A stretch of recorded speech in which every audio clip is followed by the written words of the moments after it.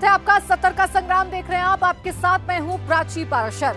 आम आदमी पार्टी ने उत्तराखंड विधानसभा के लिए अपने प्रत्याशियों की तीसरी लिस्ट जारी कर दी है।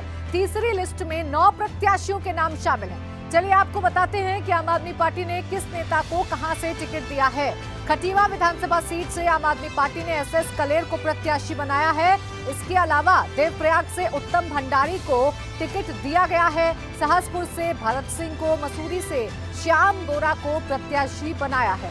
अगर बाकी सीटों की बात करें तो झबरेड़ा जो कि रिजर्व सीट है, वहां से राजू विराटिया को प्रत्याशी बनाया है। डीडीहाट से दीवान सिंह मेहता को, लालकुआ से चंद्रशेखर पांडे को टिकट दिया है, जबकि नानक मत्ता ये भी रिजर्व सीट है, यहां से आनंद सिंह राणा को टिकट दिया गया है। इसके साथ ही साथ अगर हम बात करें पुरोला विधानसभा सीट की तो प्रकाश कुमार यहां से प्रत्याशी बनाए गए हैं। डीडीहाट से दीवान सिंह मेहता, लालकुआ से चंद्रशेखर पांडे और नानक मत्ता से आनंद सिंह राणा को टिकट दिया गया है। तो ये है आपकी तीसरी लिस्ट जिसमें तमाम नाम सामने आ गए हैं। बड़ी बात यह है कि खटीमा जो कि सीएम पुष्कर सिंह धामी की विधानसभा सीट है, वहां से एसएस कलेर को उम्मीदवार बनाया गया है। और अगली अहम खबर हल्द्वानी से। सीएम पुष्कर सिंह धामी ने ऐलान कर दिया है कि मैं खटीमा से ही चुनाव लड़ूंगा। भाजपा जल्द जारी कर देगी प्रत्याशियों की लिस्ट। तो एक तरफ प्रत्याशियों को लेकर माथापच्ची जारी है, मंथन जारी है, तो वहीं दूसरी तरफ सीएम पुष्कर सिंह धामी ने ये बयान दे दिया है कि खटीमा से ही विधानसभा चुनाव लड़ेंगे पुष्कर सिंह धामी। आपको बता दें खटीमा से ही सिटिंग विधायक भी हैं सीएम पुष्कर सिंह धामी। और इसके साथ ही साथ अगर आम आदमी पार्टी की बात करें तो खटीमा से एसएस कलेर को उम्मीदवार बनाया है आम आदमी पार्टी ने सीएम पुष्कर सिंह धामी के सामने। तो देखिए भाजपा और आम आदमी पार्टी के प्रत्याशी तो अब सामने आ चुके हैं। अब देखने वाली बात ये होगी कि कांग्रेस आखिरकार खटीमा में किसे अपना उम्मीदवार बनाती है। सिंह धामी कहां से चुनाव लड़ने जा रहे हैं सर? इसमें कोई प्रश्न नहीं है। मैं खटीमा से चुनाव सर वहीं बात करें, लिस्ट कब तक जारी हो रही है?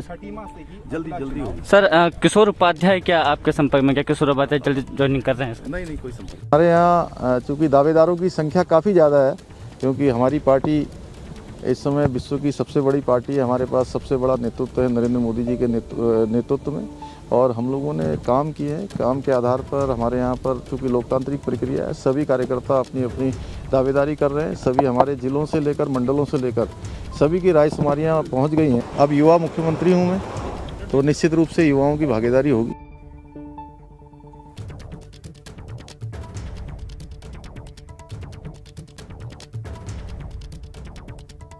और देखिए इसी खबर पर हम सीधा रुख करेंगे। ज्यादा जानकारी के साथ हमारे साथ जुड़ गए उत्तराखंड के ब्यूरो चीफ अजीत राठी।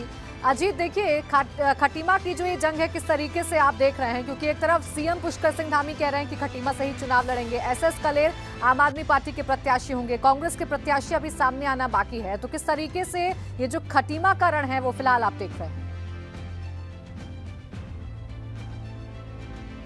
प्राची, देखिए एक तो एक भ्रम खत्म हो गया है कि मुख्यमंत्री खटीमा सीट से चुनाव लड़ेंगे या नहीं लड़ेंगे। उन्होंने आज अपने आप ही कह दिया है वीपी गंगा से बातचीत के दौरान कि वो खटीमा से ही चुनाव लड़ने जा रहे हैं। पिछले 2 महीनों में इन तमाम अटकलों का बाजार गर्म था कि मुख्यमंत्री कौन सी सीट से चुनाव लड़ने जा रहे हैं। कोई डीडीहाट का नाम ले रहा था, कोई काशीपुर का नाम ले रहा था, लेकिन आज मुख्यमंत्री ने इस भ्रम को खत्म कर दिया है और वो चुनाव लड़ने जा रहे हैं। दूसरा, जैसा अभी आपने आम आदमी पार्टी का जिक्र किया कि उनके प्रदेश अध्यक्ष होते थे यहाँ आम आदमी पार्टी के एसएस कलेर, तो उन्होंने प्रदेश अध्यक्ष से इस्तीफा दे दिया था और वो प्रभारी बनाए गए थे। उन्हीं को प्रत्याशी वहाँ पर खटीमा में बना दिया गया है। कांग्रेस का भी मैं आपको बता दूं प्राची कि भले ही उनका प्रत्याशी को घोषित न किया गया हो, लेकिन जो पिछली बार उनके नेता चुनाव लड़े थे भुवन कापड़ी, तो वो इस समय प्रदेश कांग्रेस के कार्यकारी अध्यक्ष भी हैं और उनका लड़ना वहाँ से तय माना जा रहा है। अगर आप इस बात पर हम यकीन करते हैं कि भुवन कापड़ी वहाँ से चुनाव लड़ेंगे, और जिसकी बहुत ज़्यादा संभावनाएं भी हैं, तो भुवन कापड़ी का टिकट कटने की वहाँ से कोई संभावना नहीं नजर आ रही है। तो इस तरह से खटीमा का जो रण है वो लगभग क्लियर हो गया है। भुवन कापड़ी ने पिछली बार भी मुख्यमंत्री को बड़ी तगड़ी टक्कर दी थी, और इस समय चूंकि तीसरे प्लेयर के रूप में आम आदमी पार्टी भी सामने है, और पिछली बार मोदी लहर के दौरान 2500 से पुष्कर सिंह धामी वहाँ से जीत करके आए थे। तो मुख्यमंत्री, चूंकि अब वो मुख्यमंत्री भी बन चुके हैं, तो उनकी फॉलोइंग और उनका जो अपना वहाँ पर दायरा है वो और भी व्यापक हुआ होगा, वो भी मजबूती से चुनाव लड़ेंगे, ऐसी उम्मीद की जा रही है। लेकिन खटीमा का रंग लगभग क्लियर हो गया है। भारतीय जनता पार्टी से मुख्यमंत्री लड़ेंगे और भुवन कापड़ी का कांग्रेस से पूरा तगड़ा दावा है, उनके नाम की घोषणा होनी और क्लियर यहाँ पर आ गए हैं। तो इसलिए खटीमा की स्थिति लगभग प्रत्याशियों को लेकर के लगभग साफ हो गई है। प्राची जी बिल्कुल लगभग साफ हो गई है, बस औपचारिक ऐलान ही बाकी है। अजीत, बहुत शुक्रिया आपका तमाम जानकारी के लिए। उत्तराखंड में 14 फरवरी को विधानसभा चुनाव के लिए मतदान होगा। मतदान में करीब महीने भर का ही वक्त रह गया है। ऐसे में भाजपा और कांग्रेस अगले कुछ रोज में प्रत्याशियों की लिस्ट जारी करने जा रही है।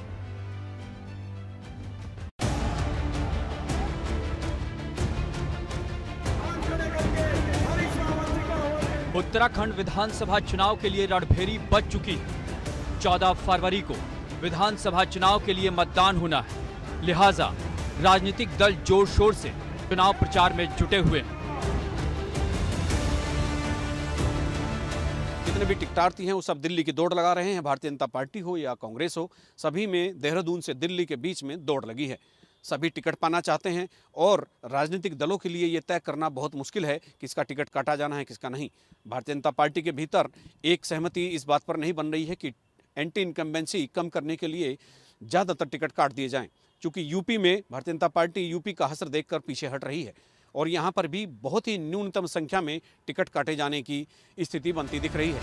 आम आदमी पार्टी अब तक 2 बार प्रत्याशियों की सूची जारी कर चुकी है, मगर अब इंतजार भाजपा और कांग्रेस के प्रत्याशियों के लिस्ट का किया जा रहा है। शनिवार को भाजपा कोर ग्रुप और भाजपा प्रदेश चुनाव समिति की बैठक होनी है। कोर ग्रुप की बैठक में उम्मीदवारों को लेकर चर्चा की जाएगी।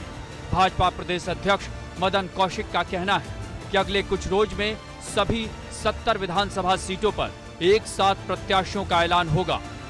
परसों हम लोग दिल्ली जाएंगे, दिल्ली भी बातचीत होगी, उसके बाद फिर केंद्रीय पार्लियामेंट्री बोर्ड होगा, तो उसके बाद जो केंद्रीय पार्लियामेंट्री बोर्ड तय करेगा तब हम घोषित करेंगे।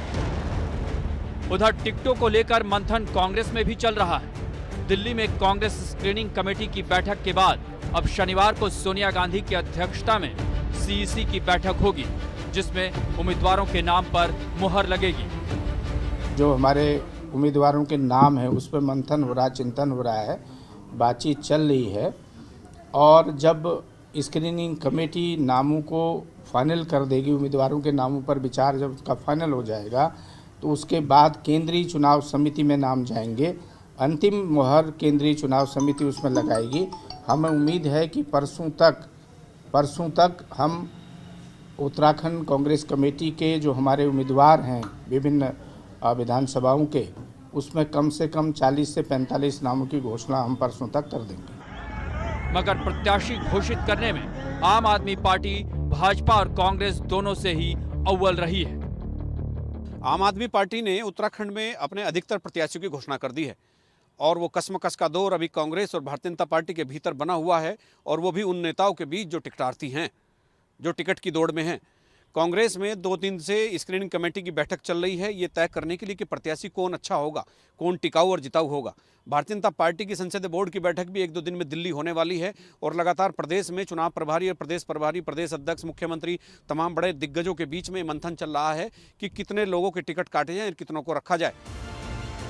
उत्तराखंड की सभी 70 विधानसभा सीटों पर एक ही दिन मतदान होना है। चुनाव में अब महीने भर का वक्त रह गया है, इसलिए भाजपा और कांग्रेस पर प्रत्याशी घोषित करने का दबाव बढ़ गया है।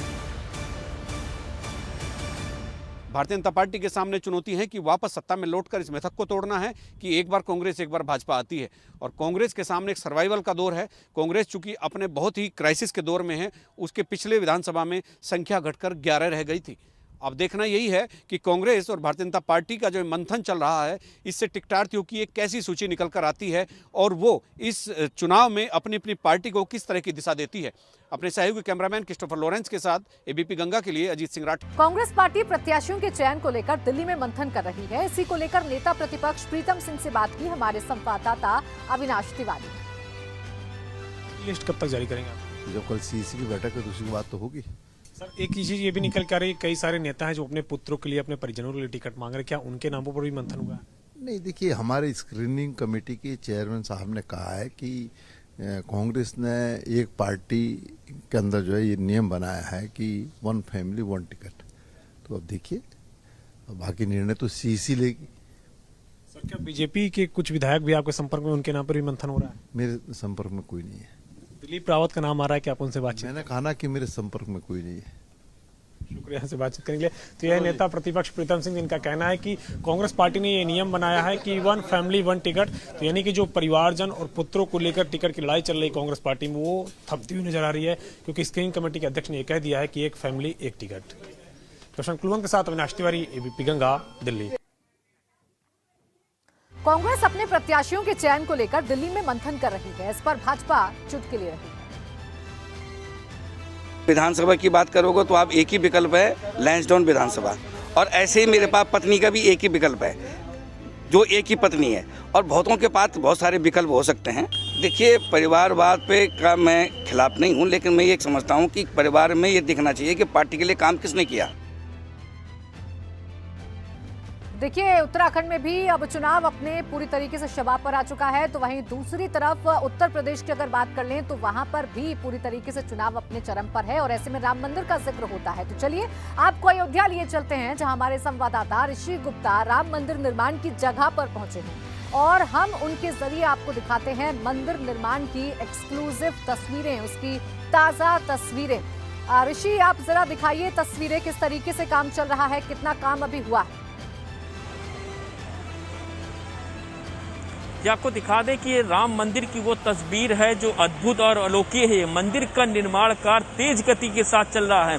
वजह है रात में काम करने की -2.0 की डिग्री में तापमान पर ये पत्थर है, जो बेस पिंथ के पत्थर हैं, इन पत्थरों का बिछाने का जो कार्य है वो रात में ही किया जाता है। दिन में मंदिर का जो निर्माण कार्य है उसको बंद कर दिया गया है। रात में ठंड होने पर ही मंदिर का निर्माण कार्य शुरू किया जा रहा है, और बेस पिंथ के जो पत्थर हैं, पत्थरों को बिछाया जाएगा। जो स्ट्रक्चर का कार्य है वह पूरा कर लिया गया है। आप साफ देख सकते हैं कि वो वही पताका है जहाँ पे मंदिर का निर्माण कार्य, जहाँ पर भगवान गर्भगृह बनाए गए हैं, वो 2.77 एकड़ का जो कार्य है वह पूरा कर लिया गया है। अब बेस पिंथ के पत्थर बिछाने के बाद जो है, जो राम जन्मभूमि के कार्यशाला में पत्थर रखे गए हैं, उन पत्थरों को बिछाया जाएगा। यही वजह है कि 2023 तक जो मंदिर का निर्माण कार्य है उसको पूरा कर लिया जाएगा, और मंदिर के निर्माण कार्य में तेजी लाने के लिए मजदूरों की संख्या भी बढ़ा दी गई है, और 2023 के लास्ट में मंदिर का निर्माण कार्य पूरा कर लिया जाएगा।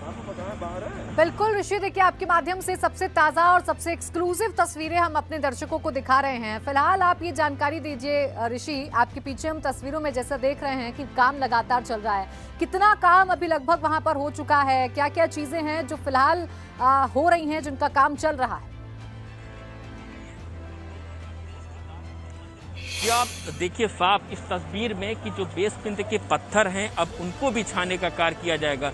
जो स्ट्रक्चर हैं जिन पे मंदिर का स्ट्रक्चर बनाना था वो 50 फीट अंदर जो गड्ढे खोदे गए थे उनको भरा गया है। उसके बाद इस पिंथ के जो पत्थर हैं उनको बिछाने का कार्य किया जाएगा। स्ट्रक्चर जो बनाने में समय लगा है, सबसे ज़्यादा समय स्ट्रक्चर में ही लगा है। यही वजह है कि बारिश की वजह से कुछ काम प्रभावित जरूर हुए थे, लेकिन ठंड होने पर ही ये स्पिंथ के जो पत्थर हैं इनको बिछाने का काम किया जा रहा है।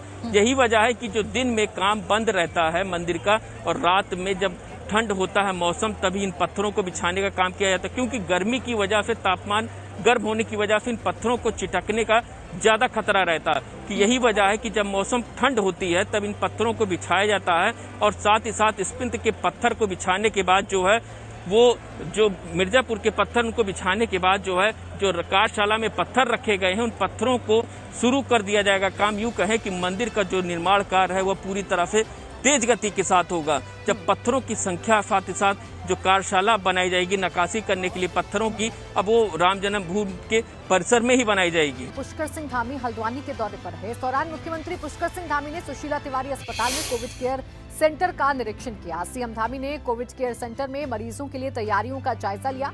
दरअसल उत्तराखंड में कोरोना के मामले लगातार बढ़ रहे हैं, जिसके बाद कोविड केयर सेंटर्स में तैयारियां दुरुस्त रखने के निर्देश।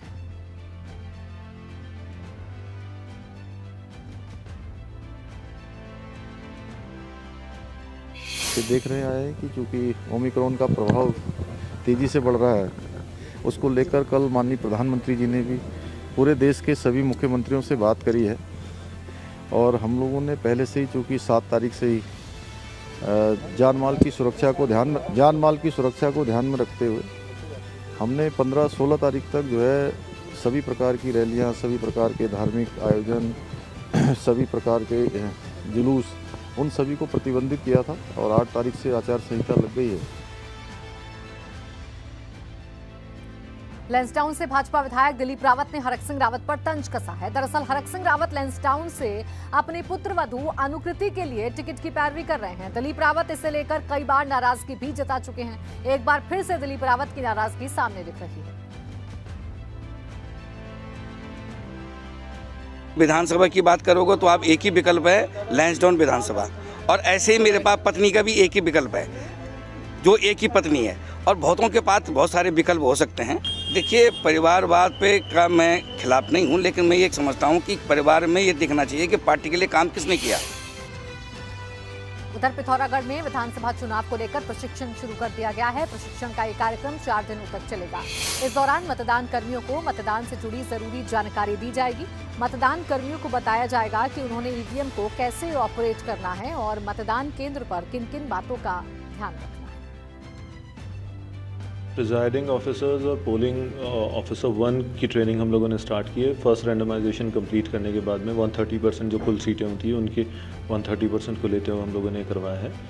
और इसमें हम लोग उनको ईवीएम की, वीवीपैट की, प्लस आपका जो भी हमारा प्रिजाइडिंग ऑफिसर की रोल्स एंड रिस्पॉन्सिबिलिटी होती है, मतदान दल के रोल्स एंड रिस्पॉन्सिबिलिटी के अकॉर्डिंगली उनको प्रशिक्षण दिया जा रहा है। 4 दिवसीय प्रशिक्षण है, 4 दिवस तक ही चलेगा। विधानसभा चुनाव को लेकर खटीमा में भी प्रशासन ने कमर कस ली है। चुनाव के दौरान शराब का इस्तेमाल ना हो, इसके लिए चौकसी बरती जा रही है। खटीमा से लगते यूपी बॉर्डर पर पुलिस चेकिंग कर रही है।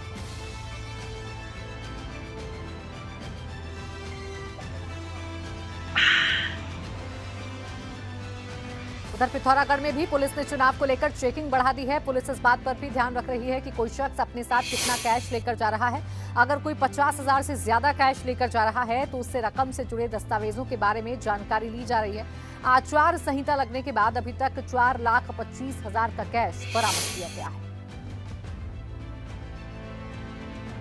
एमसीसी लगने के उपरांत अभी तक पिथौरागढ़ पुलिस के द्वारा 3 कैश सीजर किए गए हैं, जिसमें कुल 4,25,000 का कैश बरामद किया गया है। कल एक और बरामदगी जो है हमारी घाट में किया गया है। इसी प्रकार की जो कार्रवाई है पिथौरागढ़ पुलिस के द्वारा। निर्वाचन आयोग ने आपराधिक पृष्ठभूमि वाले नेताओं को अपनी आपराधिक मामलों की जानकारी साझा करने से जुड़ी गाइडलाइन जारी कर दी है। मुख्य निर्वाचन अधिकारी का कहना है कि हर प्रत्याशी को अपने आपराधिक मामलों की जानकारी साझा करनी होगी।